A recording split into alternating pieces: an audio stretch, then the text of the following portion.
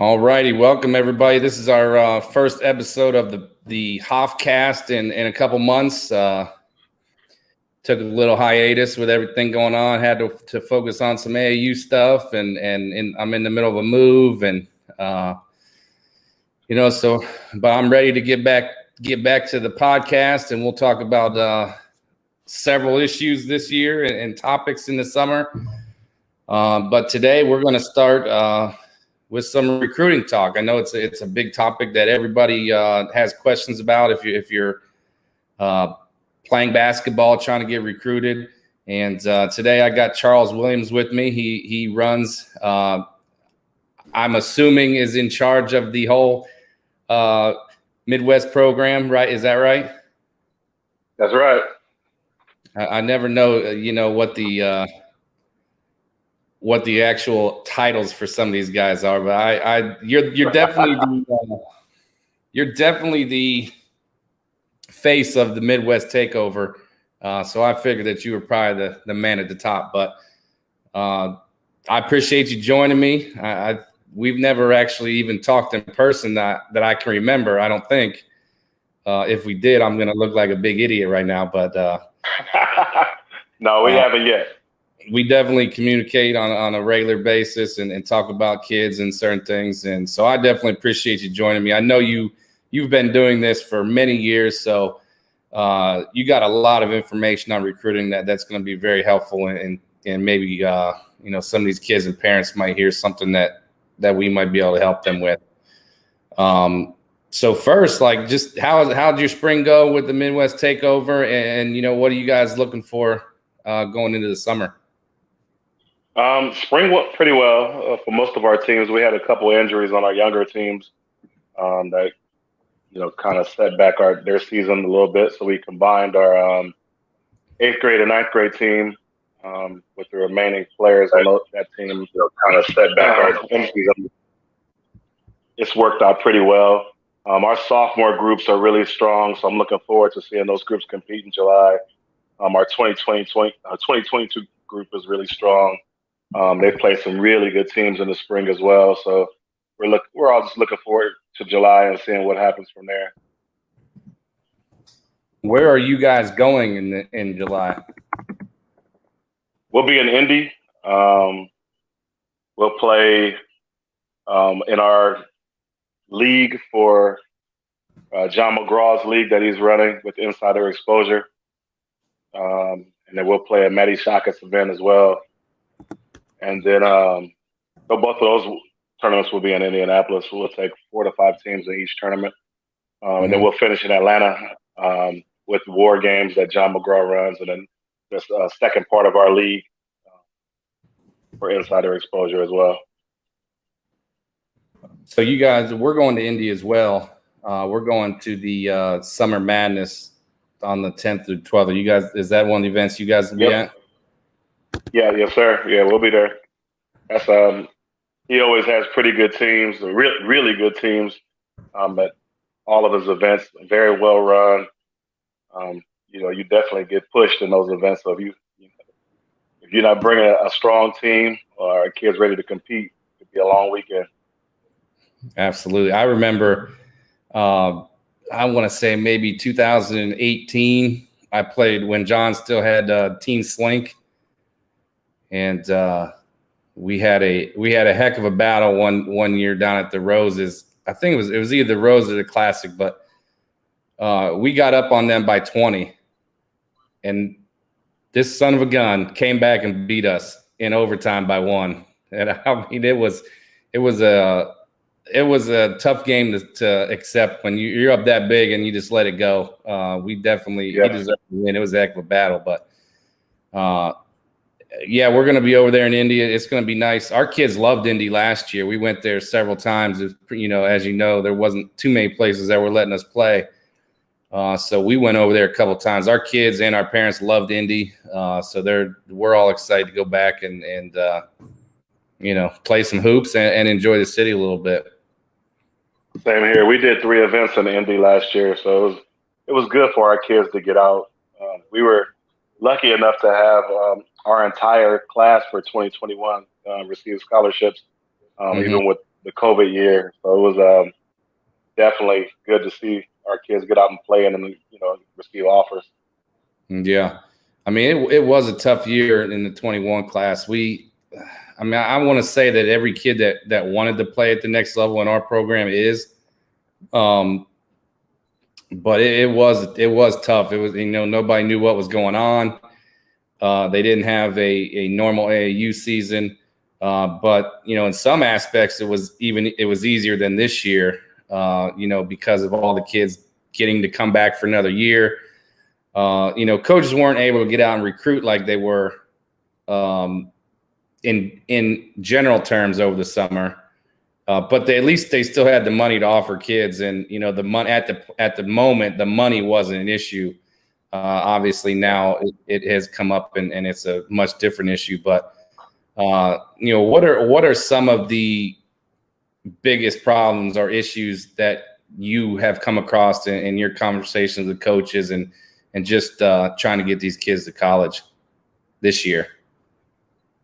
A lot of it is, everybody wants to send a highlight tape.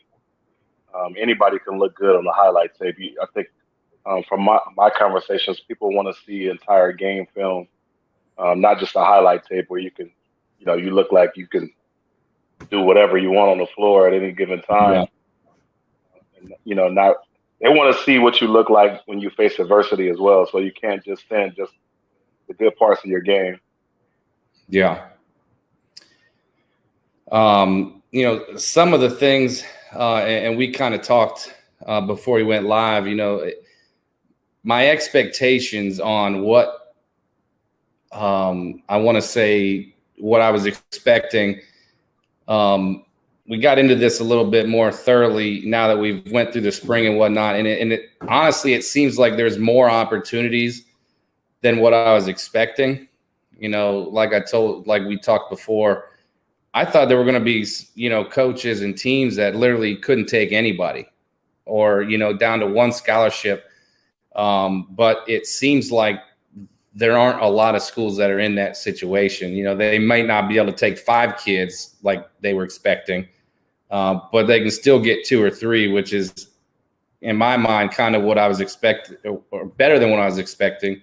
What has been your experiences in that, topic of what I was just explaining?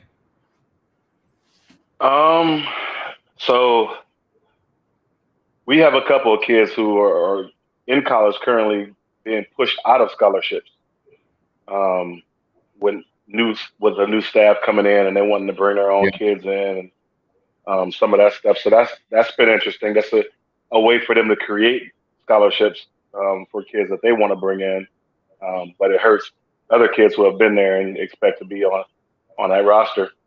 Yeah. I haven't really seen that many Division II, Division III NAIA schools out on the road so far. Who knows why, for various reasons. Hopefully that will pick up when we get to July. And I think it kind of trickles down with the recruiting. So you obviously, when you talk to schools, they're looking forward to seeing the Nike teams and the EYBO teams and the Under Armour teams, and then the more established independent teams from there. So if you're not in a situation where you're with a solid program that has a relationship with coaches, it's going to be tough this year. Yeah.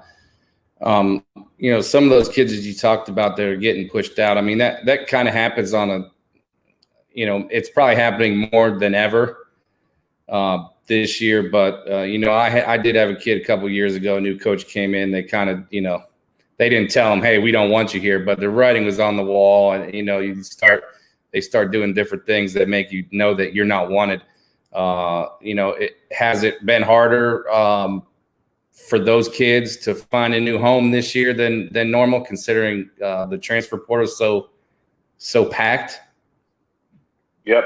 And some of them, when they come in, the process is so late, it's hard for them to find a new school.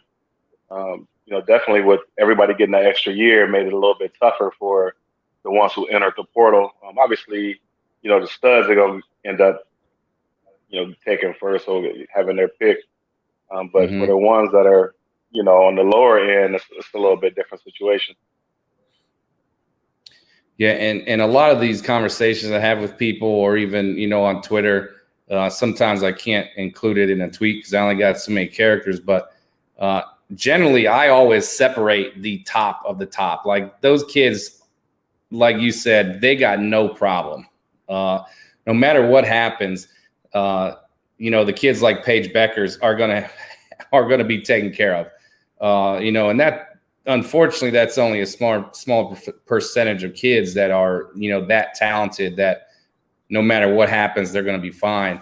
So a lot of the things that I talk about, I try to say, hey, when what you see on social media, the kids that are chasing around 20 or 30 offers of, ACC, Big Ten, like that is not reality for most kids. Like,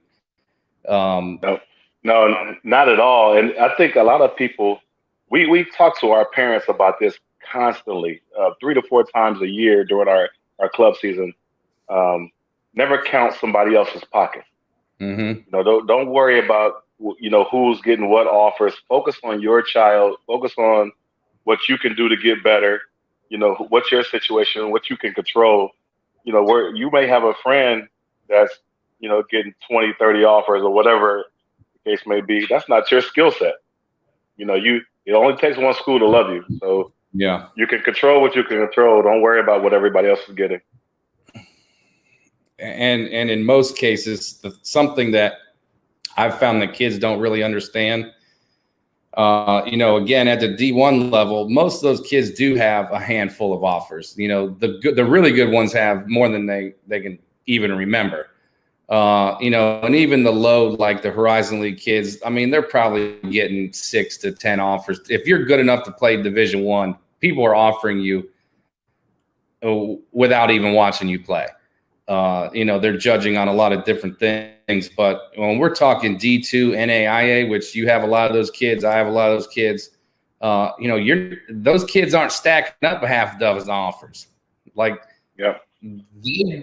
If they get 3, they're probably ahead of the pack, or 3 to 5 is a lot at that level, because the D2 coaches aren't recruiting off of Twitter like some of the Division Ones, and they can't be wrong. Like they don't, the D1s have 15 scholarships to give.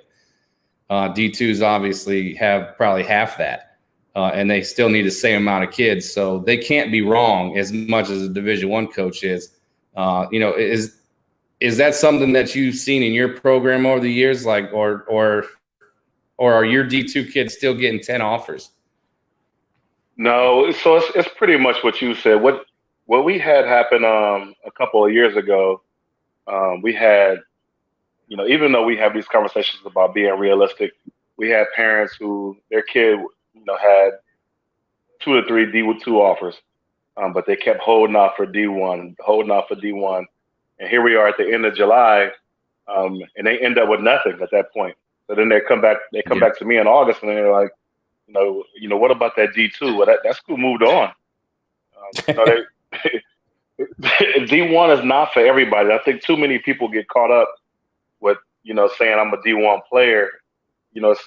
It's a status thing, but you need to be realistic about your skill set, where you want to go, and if it's a good fit for your style of play.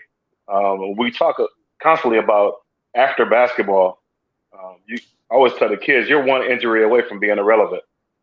You want to focus on the academic piece as well, as that's a situation that you can grow and foster later on, not just from a basketball perspective. We had a kid last year, and I'm going to talk about this situation as gingerly as possible because, I don't know who's going to be listening or whatnot, but she committed to a good NAIA school. She passed up some very good D2 offers because she felt like she was Division I. It just wasn't. If it was a normal year, she would have been, no doubt about it. But she committed to a very good NAIA school. Had got the idea that she was a Division I and she wanted to take another, shot at it. So she decommitted, and things just weren't like again, I feel like she had, bad guidance. It wasn't for me, obviously. I would never, ever recommend a kid to decommit last year in the 21 class. But, she did. She got back on the recruiting trail, didn't get much. At the time, coaches were trying to plan for what they were going to do in the next year. Committed to a Division I eventually that had a very poor record, and it was, 12, 14 hours from home. Literally the day after she committed, the coach got fired. And now she's right back where she started. She committed to another D2 school. But, these kids need people to give them the long picture. And, it just doesn't always work out the way people think it should or what they feel like they should get. That's just not how it happens, unfortunately. But I want to go back to something you said earlier, because it was definitely something that people have asked me about through the spring and even in June when I've been out a couple of days and seen players. But everybody kind of feels like there wasn't as many D2, NAIA, D3 coaches out as normal. And I absolutely agree with them. We played at the Classic. We played at the Clash. Both of those events had, solid amount of coaches, but it was not like normal. And usually you go to those events, every D2 in Ohio is there, and West Virginia and, Kentucky. It's just, they're everywhere. That just wasn't the case this year. And I know there's different things in play, but I think players and coaches kind of expected, to be able to showcase what they could do in front of the coaches that could be there. And it just wasn't like a normal year. Is that you obviously agree because you stated that, but what do you think? Why do you think that is? Just depends on what staff you talk to. A lot of them talk about the economic piece of it, where just from a number of people they have on staff, they can't make it work. I don't know about that, but I think it'll be interesting to see how that shakes out in July. I thought they would take advantage of not having to compete with the Division I schools. Yeah. And being able to see multiple kids at that point. I think also too that there's too many events now. Before you talk, even 5 years ago, there weren't as many events that's going on now. So it's kind of hard for them to pick and choose where to go, where everything is so spread out. No, that's true. If there were less events, it would make it a lot easier for people to get there. And I know the budget was probably worse than it's ever been.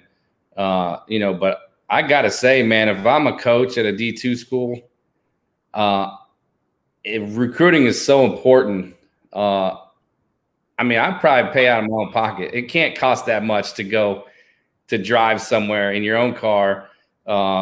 Especially you're within 3-4 hours of an event. You can get an $80 hotel. I know the budget's a problem for most people, which hopefully the fiscal year starts over and July will be a lot better, budget wise. So that should be good. But Rich, I'll say this though.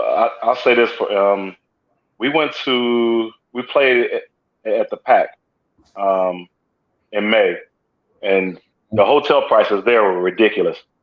I think there were a couple of events going on. There was some baseball stuff going on. You couldn't find a hotel room for less than $200 per night. Holy! Some of them, and some of them up to $250. So they were obviously a lot of price gouging. I don't know what the coaches are paying at the door for the book and all of that good stuff. So, like I said, a lot of it, could be the economics from it.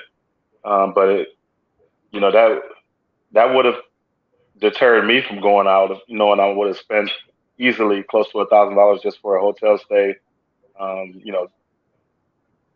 That's tough. I think that might be Indy, man, because since we're going to be there, like we were looking around and there's not a whole lot of affordable hotels in Indianapolis. It definitely gets your pockets quickly. I was stunned. I thought, we could get something at a manageable price, and it's just not. For some reason, Indy's expensive, but I mean, Louisville and Cincinnati, I think, is a little different as far as price. Like at least from what I've seen. But, you had a question from somebody. Let's start with that question that you got from someone texted you. We'll answer that question first. Look that up.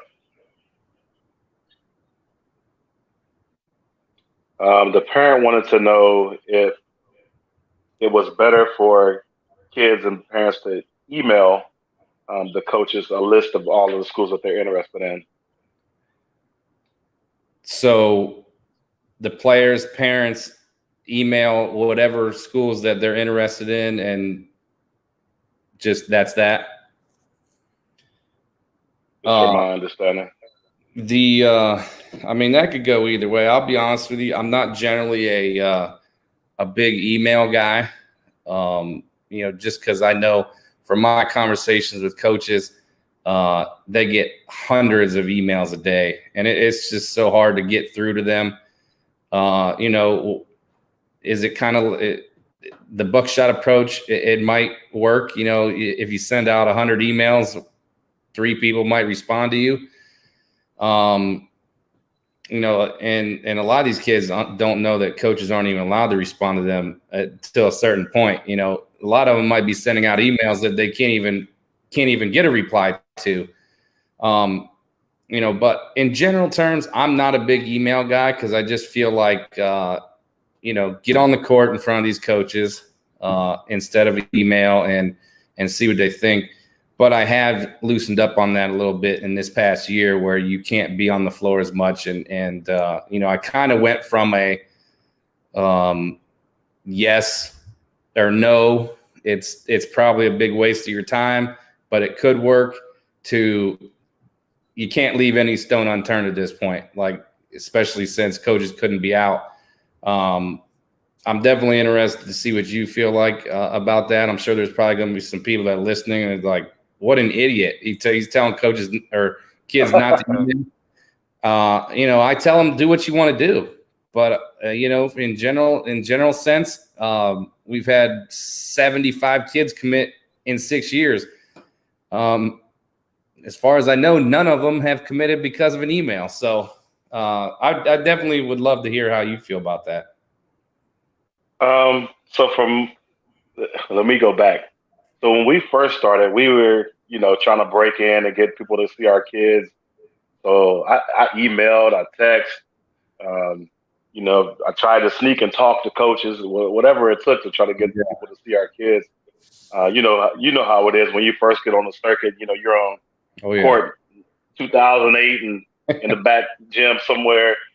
But it was just a way for our kids to be seen. We're surrounded. We're in a unique situation where we're surrounded by some really strong programs. Yeah. With All Ohio, Sports City U, the Angels, West Virginia Thunder has a bunch of Cincinnati kids, Ohio kids. So I had to do whatever it took for our kids to be noticed. I emailed a lot of coaches. I still email a lot of coaches. But at this point now, people, they know what our program is about. So, for the most part, people will ask me if I have kids in the program that they should come and see. But it's, I don't want to leave any rock unturned, if possible, to help our kids in any way. I got a text from a college coach, and they want to stay anonymous. But a deterrent also was paying $75 in no chairs for coaches and packets that were terrible. About half of the teams and info for kids too. Without D1 there, event organizers treated college coaches poorly. And they will remain anonymous. So some of the reasons that coaches weren't there, $75 for a packet, no chairs to sit in, and they just felt like they were not valued as much as a Division I coach, and I can see that. I mean, that happens all the time. Well, we both know who gets catered to. Even with the club situation, you see certain programs get, certain courts when you come into a gym, certain game times, certain opponents. Even though you ask for certain opponents, but with us, we ask to play everybody. I don't care who you are. If you tell me you have certain kids that can play and they're high major, let's line up and see. We usually have on our rosters, we have the kids that nobody else is looking for. And I love those kids because they have a chip on their shoulder.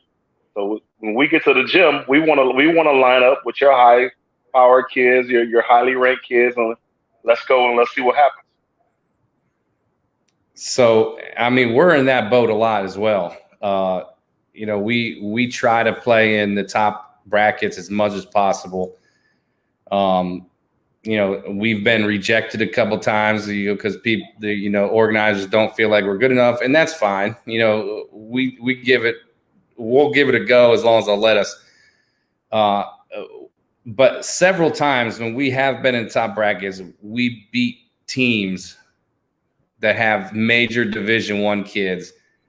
And we go back, and this is also something that we talked about in a different aspect before we went live, but you go back home and you see on Twitter that these kids are getting offers from Division I's, and then I'm like,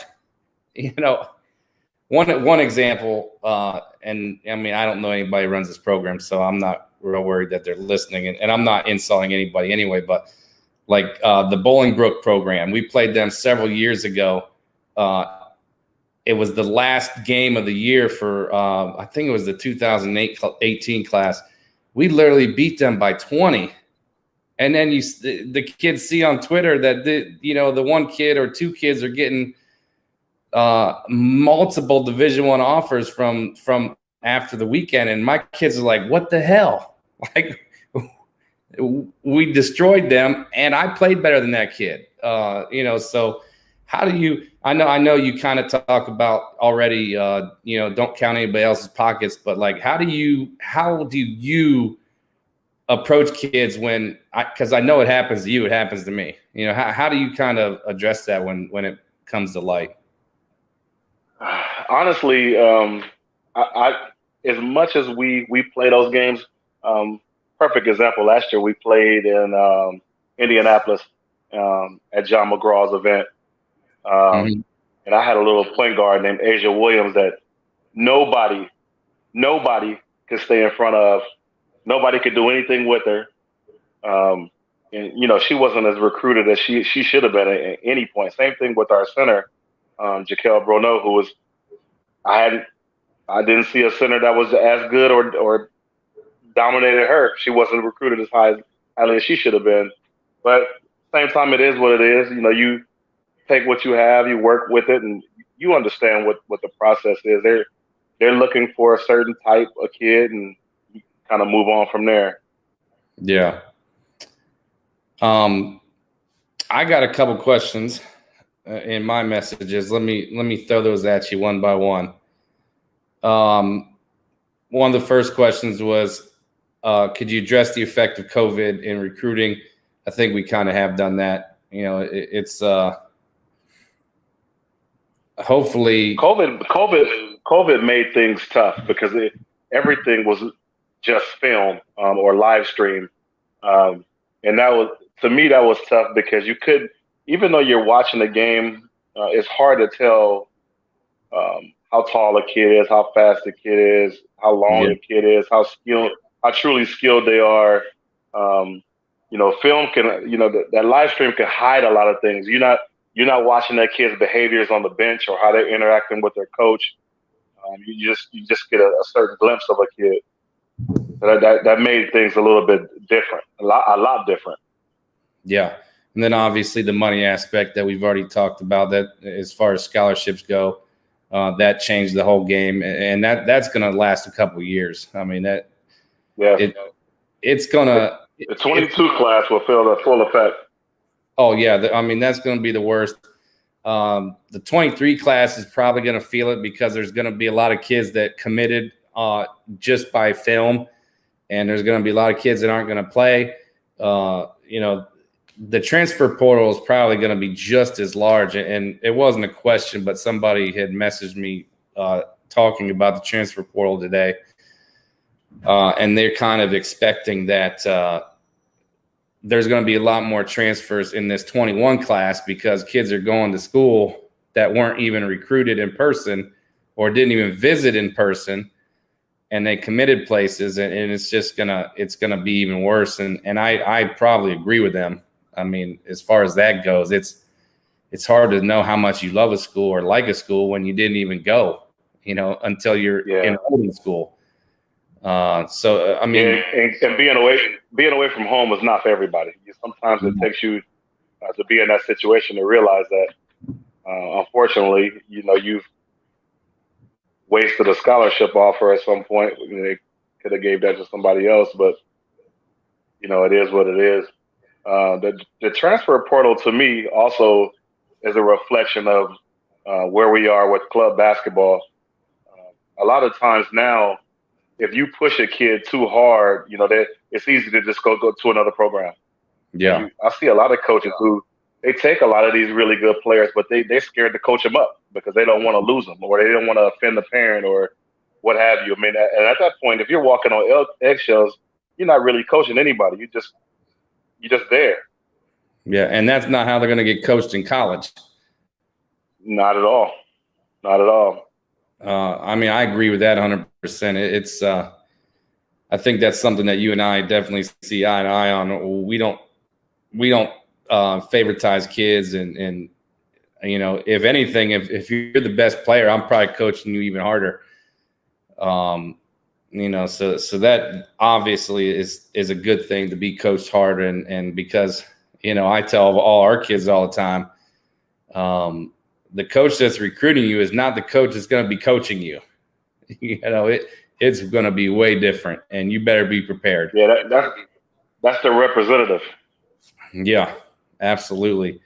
Another question I got was, do I feel that kids are being under-recruited or over-recruited based off of, how they had to be, how coaches are recruiting now, mostly on video, especially Division I's, or, not seeing people in person as much? That's a tough one because I think that's always been there.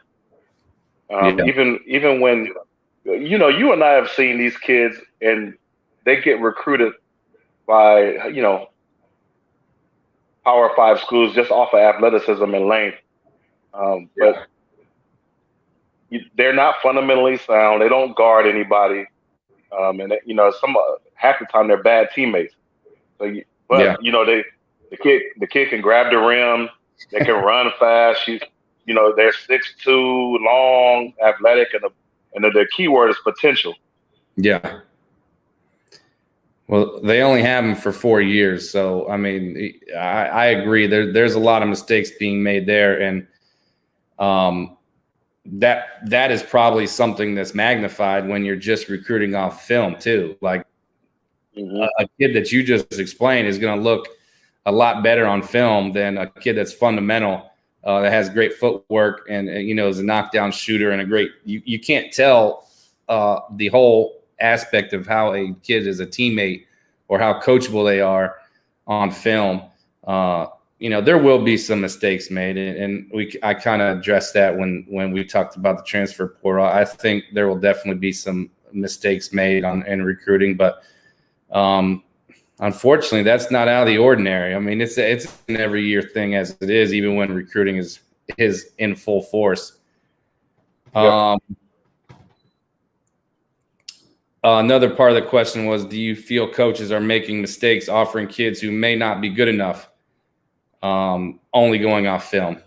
Same thing. It's certainly, there's a certain type of kid that sticks out when you're just watching game film, and not seeing people in person. Even though those 6'2" athletic kids, they're gonna get favor no matter if it's in person or not. Yeah, I mean, and honestly, there's certain kids that just, the high major kids, they look different. I mean, you can tell right away. You don't make mistakes with those kids. I mean, they just a couple of plays down the floor, and you're like, oh, okay, that's clear who this kid is. But there's some kids who are late bloomers. You know, you'll see some kids. One of the interesting things to me is seeing so many kids get offered at young ages. I've seen some kids who get scholarship offers at 8th or 9th grade, and by the time they're seniors or juniors, they have nothing because they stopped working. Then you have some kids who nobody knows at all, and they come out of nowhere, it seems, but they're just late bloomers. I mean, that's definitely something that's getting more and more prevalent. You see kids getting offered, as far as you're concerned, like your opinion, where's the limit? Like, where should it end? Like, I'm just throwing out an example. Should max schools be offering kids that are 7th graders? And that's the tough thing about all of this is going to be probably going to be a Power 5 kid by the time they're high school or by they're older, right? Yeah. Is there kind of, and again, I just use that example. Is there kind of a line where like that doesn't make a whole lot of sense to be offering that early? No, it makes it's to me. There's a lot of pressure on that kid to continue to improve, to live up to that height, and not only that, but to me, there's so many club coaches that have made it about themselves instead of the kids that they put more pressure on the kids. I hear all the time with these club coaches talking about, well, this kid's a high major, this kid's a high major. No, they're not. Yeah, but you convince this kid that that's what they are.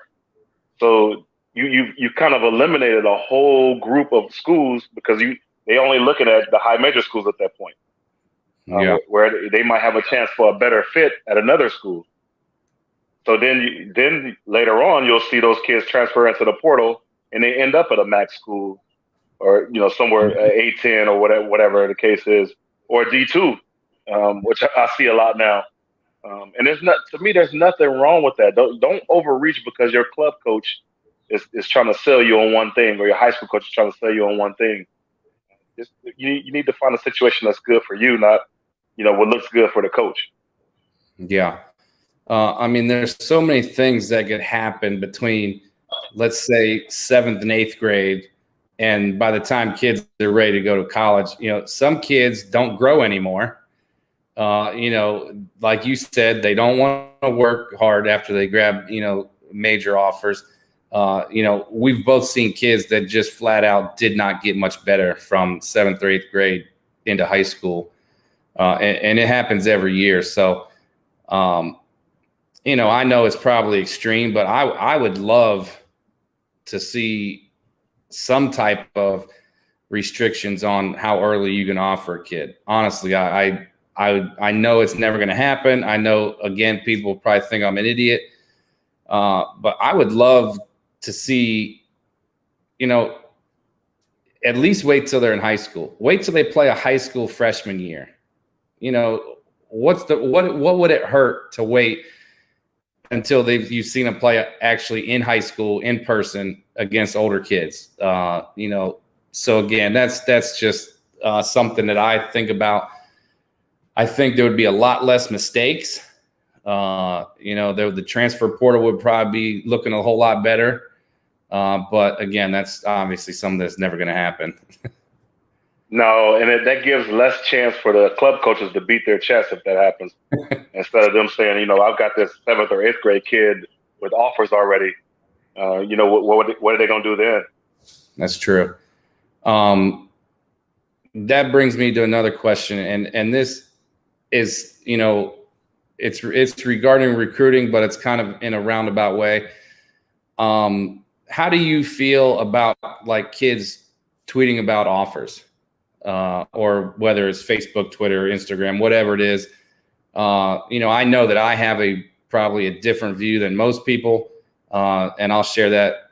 But I'd love to hear, how you kind of feel about that, and how, if there's like a program standard that you guys go by. I don't. So we have a couple of kids in the program who have offers that nobody really knows about it. And then we have kids in the past who, I retweeted, congratulated everything that they got, just for the sake for them, I want them to feel good about it. But also know that sometimes when you talk to schools about a kid and you tell them that, they're being recruited, the first thing they ask is, well, who else has offered them? Well, if you like that kid and you want to offer them, why does it matter who else offered them? I agree. You should be. I see a lot of times where we've had kids who they didn't get offers until somebody else started the ball rolling with the offer. Yeah. And then, they hadn't even seen the kid play in person, but here comes an offer. So, I don't discourage any of them from, posting their offers if they want, or just the first one if they want. It's something to congratulate. They should be happy and proud about. I know some kids who don't post anything. But I mean, for me, it doesn't matter. I mean, I don't tell kids what they should do. It's not my business. I leave that up to them.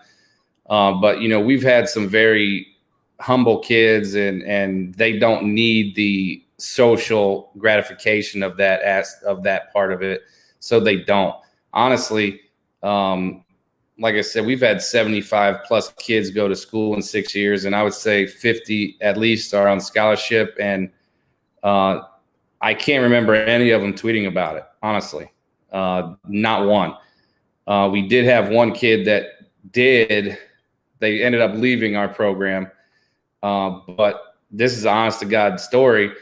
She tweeted the offer, several weeks after it had taken place, and then the coach has seen it, and they're like, "Wait a minute, are we your only offer?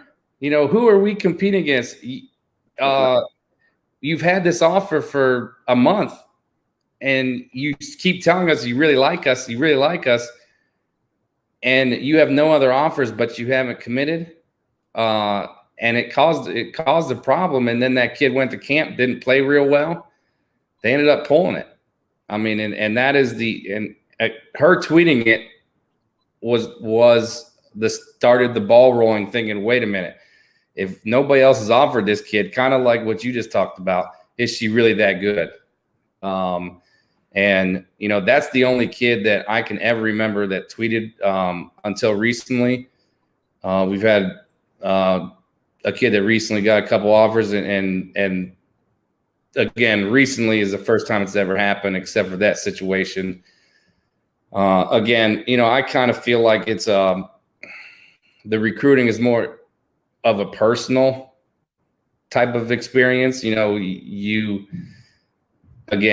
it's whatever. We don't tell anybody what they need to do, but we've kind of had the type of kids that we've had just are happy with what they're getting, and they do view it also as more of a personal thing where not everybody needs to know, and they don't get that gratification from it. So it's obviously something that's very popular in the recruiting world, and that, so it is what it is. Here's my next question for you. Obviously, June is a big camp month. You got a lot of kids that go to camps. How do you approach how you help kids decide where to go or if to go, or there's just so many camps that they could go to. How do you approach that? That all goes back to that conversation we have constantly about being realistic about your kid's skill set. We also tell them to try different levels. One of our coaches, I don't know if she wants me to say her name, but too bad. Melanie Wagner played. She played in 3 Final Fours, so she can. She's a great resource for our kids. She coached Division I for 10 years. She's currently an AD at a Division III school. So she helps our kids in a lot of ways, kind of figure that stuff out. And again, not just get caught up with just going to a D1 camp and then you get there and you're overmatched in a major way when there's other options out there for you that are better fits. Yeah. I try to stay locked in on Twitter to when people post their elite camps, or I reach out to college coaches at multiple levels to see when they have theirs, either June or August, and try to get our kids to the appropriate camps. But still, if they're able to get out to the different levels if they can. I know some of them, they get a little pricey, and we have a lot of kids who need financial assistance. So we get a lot of donations to help our kids attend those camps whenever possible. I think that's something important to realize. Like, these things can be expensive, and some of them, you have to find a hotel to stay overnight. I mean, if you're just ripping off a bunch of camps, it can get expensive, and at a certain point, it becomes a waste of time and money. The one thing you mentioned that I think is very important, and most kids, or hopefully kids, have the opportunity to play for somebody that is well connected, like yourself and myself. I try to tell kids, go to the camps where, number one, has a coach talk to you before. How many emails do kids get about camps or letters? But has this coach been on the phone with you? If they really like you that much, they probably would have texted or called, one or the other, before camp ever happened. I tell them that's certainly one thing to value pretty highly. If it's an email or a letter, it's probably gone out to 200 people. And try to find out, again, this is usually through myself, or in your situation through you, does this team actually need your position? If they're set on post players and they don't need a post player for another 2 years, and they're not even recruiting post players, do you really need to go? Just an example. And something that I think is very important, especially moving into July, and I talked to some of our kids about this, is confidence. And I think the one thing that going to a lot of camps, like you cold turkey, does to kids is when they leave without an offer, or they leave and they don't feel like that coach liked them or that school liked them, that's one more knock on their confidence. And where I need kids to be at in July is confident. So again, I try to tell them not, don't overdo it. Don't just, throw a dart at the dartboard and say, oh, we're not doing anything this weekend, let's go to this camp. Because every time you go to a camp and you don't feel like, the coach liked you, it makes you feel a certain way about your abilities. And I think the most important thing in July is to have confidence in your game and be able to play, well when you need to in July. What are your thoughts on some of that stuff? Yeah, confidence is definitely key. Like I said before, we get a lot of kids that people aren't looking for.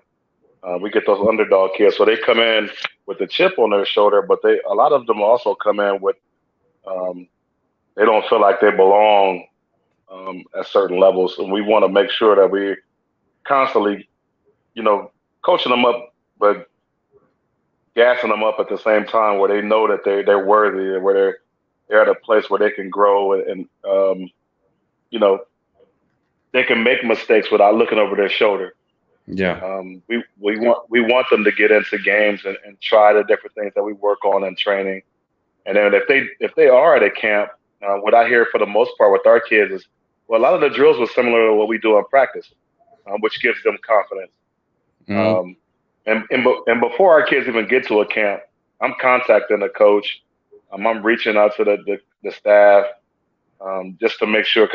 Let me back up. I try to eliminate as much of the recruiting services as I can for our kids. Yeah. I know that's gotten There's so many different people doing it now, and they charge so much money for these families for their kids to so-called be seen Yeah. by sending film and sending tape. But that recruiting service doesn't know your kid. They don't see them every day in practice. They don't talk to them on a daily basis.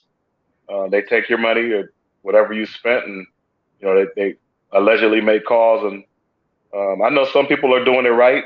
Some people aren't. But if you're in our program paying fees, we make sure we send film out constantly. Our parents will tell you that. I'm constantly making calls. I'm emailing. I'm doing whatever it takes for our kids to be seen, or put in a position to be seen. But again, what I won't do is sell a kid who can't play. Yeah. If I'm not gonna. I tell coaches right away, like,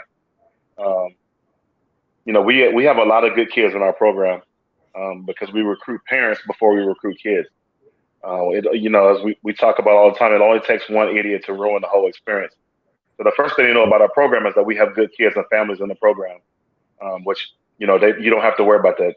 The other thing is we have a lot of high GPA kids in our program, which obviously opens up more doors for them if your academics are in order.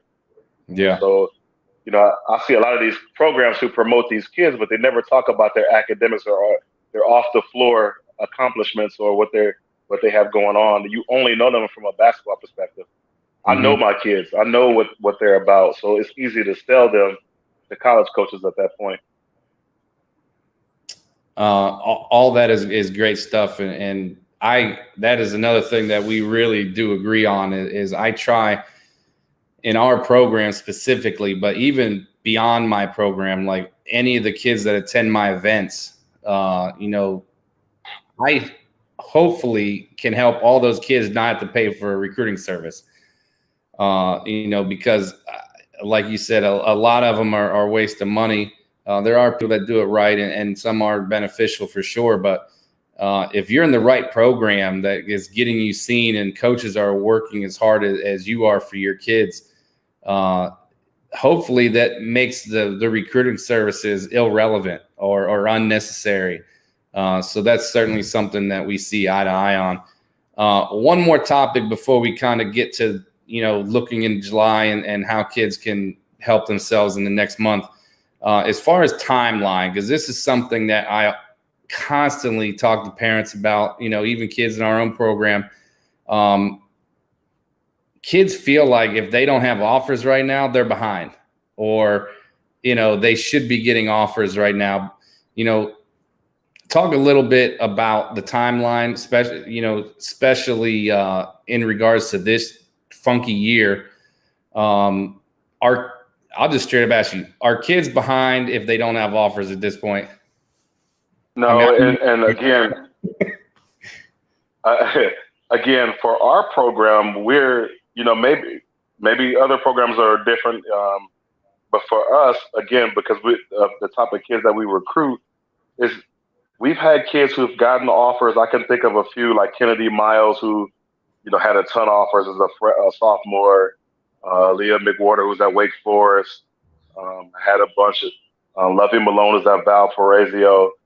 But everybody else, even the ones who went Division I, they didn't have anything until they were going into their senior year, that summer before senior year. So you have to be patient. You have to realize where your game is, where what the situation is. And that was in a normal year. We're not even talking about a COVID year. Our kids we don't have those kids who just jump out right away. For the most part, every now and then we'll get a kid like that, but we have kids that you have to see 2 or 3 times to understand that they can play. Like, or you see them at your elite camp and understand, like, okay, this kid can play. We don't have those obvious kids, like a KK Bransford. We don't have those kind of kids. Yeah. I think it's important for everybody that's listening to this and everybody that's going to be listening to this, not even if it's live, but after it's posted, kids are not behind right now. Like, in the general sense, recruiting is further behind than it's ever been in this year. So I want any kid or parent that's listening to this to understand 100% you're not behind. Like, even in a normal year, we've probably both had kids that committed or were offered even after their high school senior season ended. I'm sure most programs have had it. And as we talked about earlier, recruiting right now is further behind than it's ever been. There wasn't as many coaches out in the spring. Hopefully that changes for July. But, in a normal year, if you don't have offers right now, you're fine. But even now, this year, it's even further behind. And that's something that kids struggle with, seeing the social media posts and kids committing and getting offers. It's just the timeline is much different, and everybody needs to understand that you still have plenty of time. I mean, a lot of time. Some schools don't even know if their kids are coming back yet. I've talked to coaches that they say, I don't know if all my seniors have not decided if they're coming back yet or not. And that's I've heard that puts college coaches in a real tough position, because there may be money open up in the next couple months that they weren't expecting to have. Yep, I've heard the same thing. Off topic for me, parents, when you do get into the recruiting piece and your kids are taking these visits, for the most part, when you go on these visits, the coaches will set your kid up with the kids that are, in the starting rotation, the top 6, 7. It's very important for your child to speak to the kids that are 8 through 12, 8 through 15 on that roster, especially the back end. How that coaching staff treats those kids on the back end is who they really are, not the starters. It's a reflection of who they are, how they treat that back end kid. Those are the kids you need to talk to as well, not just the ones that are your host. Yeah, for sure. So let's just kind of move forward, and we have the biggest month coming up for kids to get recruited. And some of them, the only month they've ever been able to play in front of D1s. I mean, the last year nobody got to. So if you weren't a fantastic freshman or on a program that got coaches to come watch your freshman teams, a lot of these kids have never played in front of a Division I coach.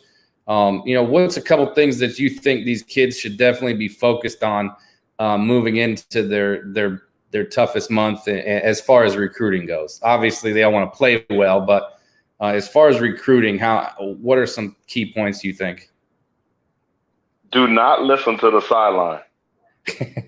So everything that your parent is yelling out, especially shoot it, don't listen to that. Sometimes parents get too caught up with who's sitting watching their kid instead of allowing the kid to just play their normal game. I always tell people that the car ride to and from a game can sometimes be the worst thing ever. You let the kid just play. Let them make their mistakes. Let them grow from the experience. That's the beautiful part about AAU is we always have another game 3 hours later. Right? Yeah. I mean, they may not have played their best that first game, but there's always another opportunity for them to improve the situation.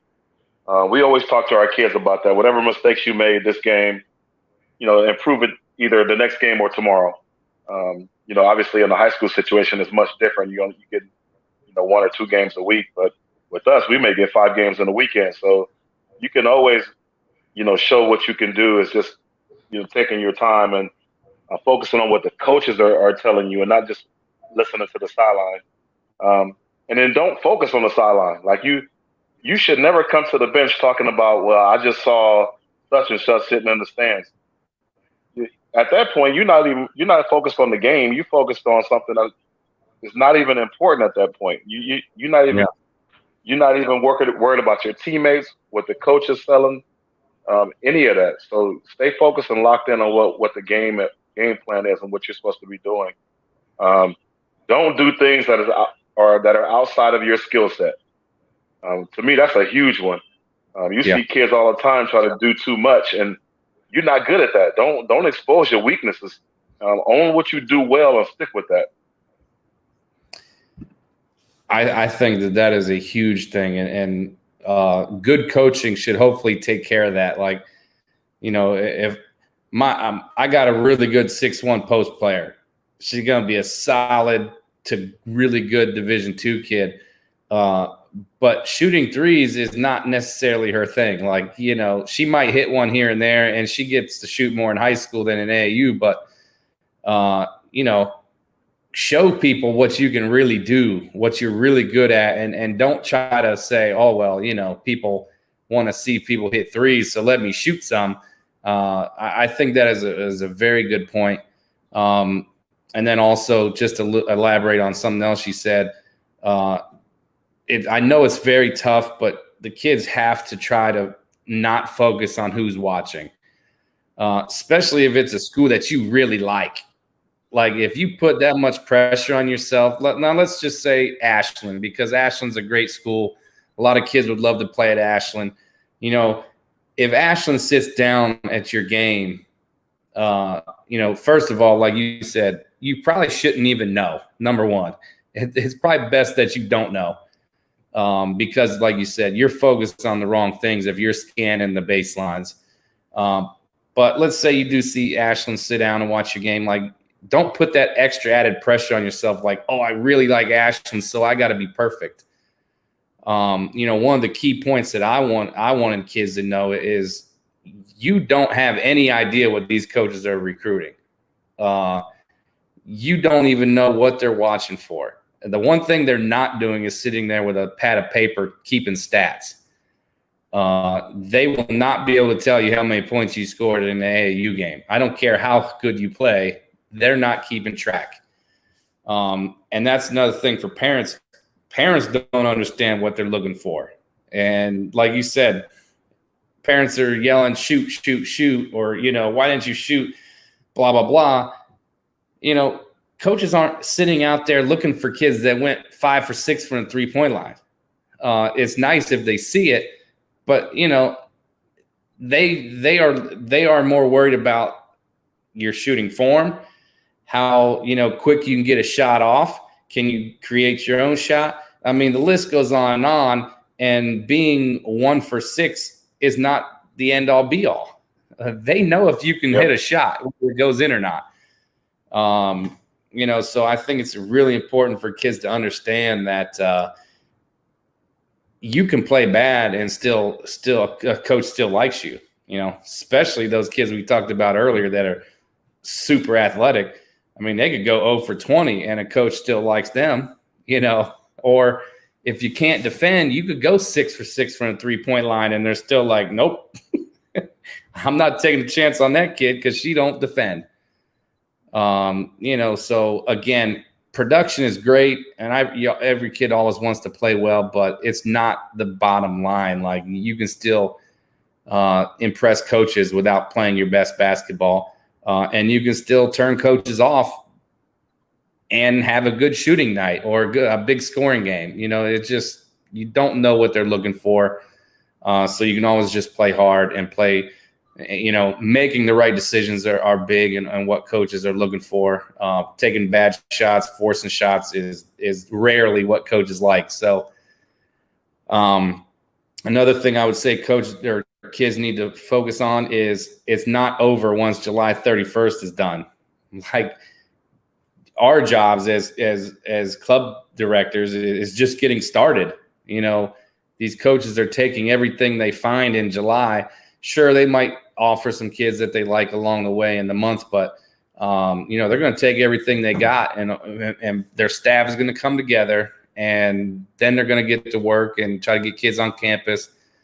And then it kind of goes into the timeline thing. Like, it's just never too late. There's opportunities everywhere, especially with transfers. Kids drop out of school every spring, or they transfer every spring. They just lose their passion for the game every spring. So even after your senior season is over, there's still going to be opportunities for kids. So again, my biggest thing is just be patient. Just be patient and just play basketball. The coaches that like you are going to find you. Well, the other thing is, don't go half-assed when you're out there. Yeah. Maybe you have an offer or two or three. We had a kid a couple years ago who she lost 3 offers during July. Her only 3 offers during July, all Division I. I mean, I kept warning her, your effort is shitty. Your effort is shitty, and she didn't change it. And by the time we got to the end of July, she lost all of her offers. Now, she ended up at a Division I school, and she played extremely well her last year as a freshman. But it took a lot of begging and pleading on my part too to have some people come out and watch her. But don't get satisfied because you think you've made it because you had a few offers. They're still watching to see. That's an investment for them. Yeah. So you still have to work. You still have to grind. You still have to be a good teammate. Again, when they're out in person, they're watching all of those little things. When you're in the bathroom and you're speaking to your teammates, and there might be a college coach in there listening to your conversation. They're watching it. We talk to our parents and our kids all the time about their social media accounts. Not being messy on there. All the little things. Being a good teammate. Not just during club, but during high school. They're watching. It's a big investment for them. So you need to be on top of everything, not just when you think people are watching. Absolutely, I agree. We're big on a lot of that stuff too. Social media, being representing yourself well. We don't allow any of our parents to yell at the referees. It's pretty extreme, but it's something that we feel like helps the reputation of our program and also helps kids in the recruiting process. It avoids all the coaches looking over and be like, "Oh, that kid's parents nuts. I don't want him in my gym." It helps with that, and all those are very good points. Again, I think the bottom line is kids just need to know that just be prepared to play. Have confidence. If you're more worried about impressing people, you're probably gonna not play well. But if you, like you've said, if you're willing to be a team player, coaches are gonna love that. If you're willing to make the extra pass instead of force a bad shot on your own, coaches are going to eat that up. So again, goes back to these kids just don't know exactly what coaches are looking for. So don't assume if you score a lot of points, you're going to get offers. It just doesn't happen like that. But then even moving forward past July, man, there's so much time left for kids to earn opportunities. And it also needs to be said, there's nothing wrong with Division III. I know we've thrown around the word offer quite a bit, because let's face it, kids are investing in their game to try to get a return on their investment. But there's nothing wrong with D3. It's still great basketball. There's some wonderful coaches out there, great gyms, great facilities, great schools. So it is not a failure if you don't get an offer, or, there may be D3 schools that you like better than the schools you got offers from. So I know that you're really good at making sure that kids find the right fit, and don't value division over fit. So that's great. Unfortunately, not every kid gets that in their program, but I definitely didn't want to go through this whole broadcast and not mention that, because not everything's about offers, even though it is obviously a goal of everybody's. Yeah. So as we talked about earlier, our one of our coaches, Melanie Wagner, is a AD at a Division III, and we constantly talk about that level, and kids not eliminating certain levels because they're only caught up in Division I or whatever it may be. Yeah. We had a kid named Devin Beesbrock a couple of years ago that turned down 3 D1 offers to end up at a D3. I was surprised, but she wants to be a doctor, and the school she ended up at is one of the top places in the country for her major. So it was about fit more than it was about basketball. And she was thinking about life after basketball. And I think a lot of kids end up in a portal because of that. They choose a school for basketball purposes, not Yeah. for the right reasons. So as parents, it sounds good, it looks good that your kid went D1, but then they ended up eventually at some point where at the level they should have been at. Yeah. D1 is not for everybody. D2 is not for everybody.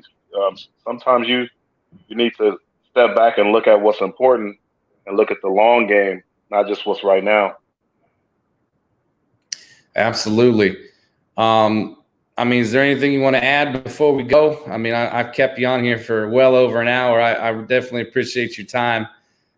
We've covered a lot of great things, and I'm sure people are going to have more questions based off of our broadcast. But anything else you want to add about recruiting before we go? No, I just, hopefully everybody can take a little bit of what we talked about and apply it to their situation. Just continue to be realistic about your kids' skill set and their aspirations. Don't put your aspirations before your kids.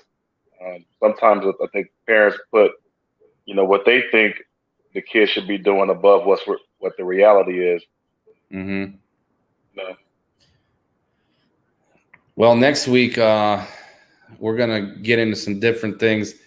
Our buddy John McGraw is gonna be on. Ryan Polk will be good on. Dude. I'm gonna get another good dude. Absolutely. Gonna get a couple of these dudes that run these events to talk about what they got going on and what their events offer. And going into July, it's not always easy to find the right events and whatnot. And it's like we said before, there is a ton of them. So you better be at the right ones that are going to get the right coaches there for you. So again, I appreciate your time. I definitely would love to sit down with you when we're in Indy playing at the Summer Madness and see if we can't maybe get a drink or something. That sounds good, man. I'm looking forward to it. Appreciate you having me. No problem, Charles. Have a good night, man. We'll see you soon. Yes, sir. Talk to you soon. Bye.